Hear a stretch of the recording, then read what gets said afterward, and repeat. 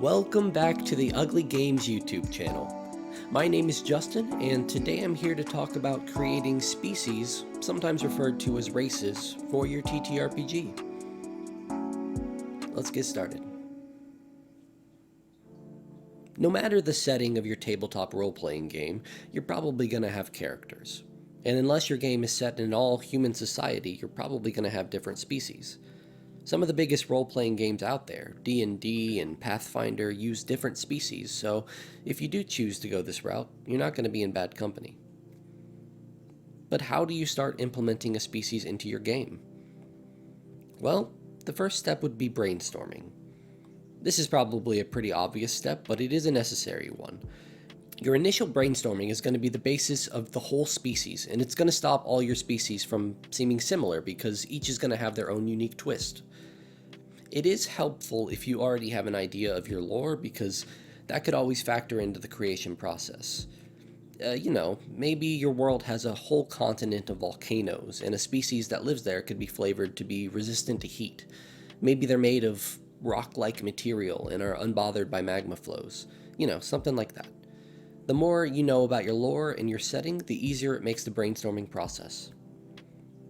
Today, the species that I'm going to be showing as an example is a species from our upcoming science fiction fantasy Ttrpg called Awakened. This species is called the Moranth. The brainstorming idea for this species is that it was once a technologically advanced society, but due to their own hubris, their planet has been destroyed and now they're largely living as marauders, raiding vulnerable ships and colonies to survive. So, how do we bring this species into existence? Well, the first way is to figure out what a general member of the species looks like. In our case, the Moranth look kind of like what you see in the picture presented. They are humanoid creatures who have beast-like faces, red skin, and prominent horns, usually ranging from 1 to 5, and they tend to be 5 to 7 feet once they've hit maturity. Okay, so you have what a typical member of the species looks like. Now it's time to get into stats. Namely, what stats do your species get a benefit in? Do they take a loss in some stats, like in Starfinder? This is going to be a different problem for every game, seeing as how every game will have different stats, but we can show you the idea of our stats and show you how some others may do it. First off, let's look at the stats in our game. Stats are number values that describe a core ability, physical or mental, of a person. In D&D, it's strength, dexterity, constitution, wisdom, intelligence, and charisma. In Awakened, it's a little bit different. You have some of the more expected stats like brawn, which is equivalent to strength, brains, which is equivalent to intelligence and wisdom, or build, that is equivalent to constitution. But then you have stats like finesse, which covers typical dexterity, things like acrobatics, stealth, your ability to pick pockets. However, it can also be used to finesse your way through conversation by using the manipulate or tact skills.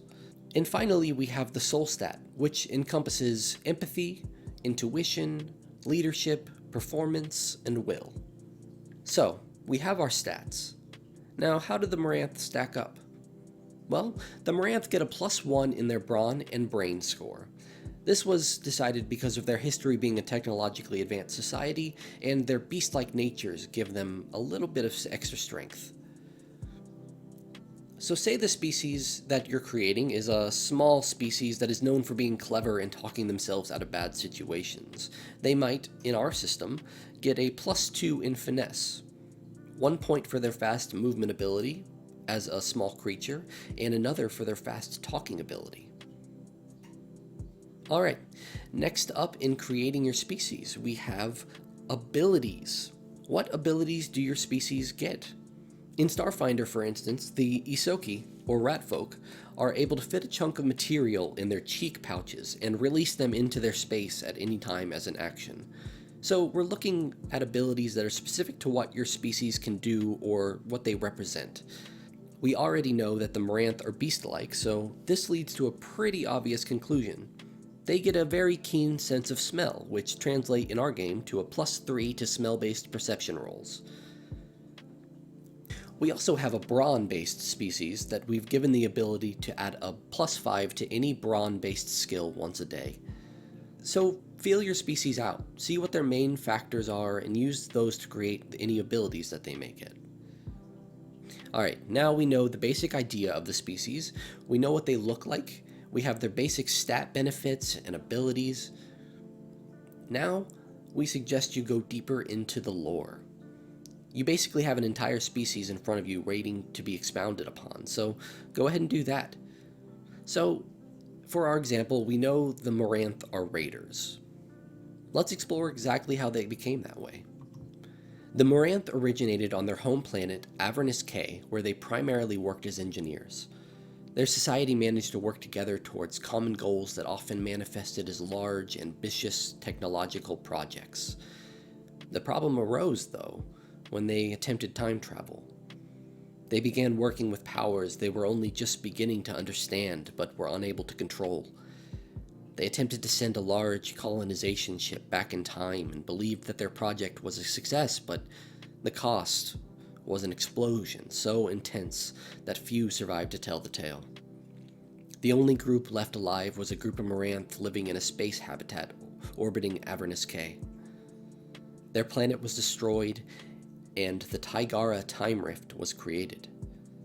This is the only known time rift in the universe. It is believed that it leads to a universe before the explosion, where Avernus K is intact and perfectly fine. Believing this, many Moranth choose to go into the Tigara Time Rift to return home. This has caused the Moranth to be sort of rare within the cosmos. Since the Tigara Time Rift was created, the Moranth who stayed have turned to a much more militaristic lifestyle. They raid in unique spaceships that have horns signifying the crew's importance. The more horns shown, the more important the crew.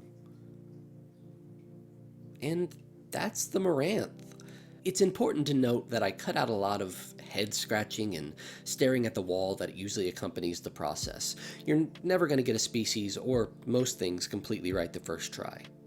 Get something down on paper or in your Word document just to get it down. The magic is in the rewrite. It's not going to be as fast a process as I just showed you, but I believe if you put the time in, you can come out the other end with a fleshed out species that works within your rule set. Alright, that's what I've got to say for this video. As always, if you have any questions, go ahead and leave them in the comments. Did I miss a core part of creating a species for a TTRPG? Let me know in the comments. Have a video topic you want us to cover? Well, let us know in the comments. Alright, that's it. I've been Justin. Thank you so much for watching, and please, stay ugly.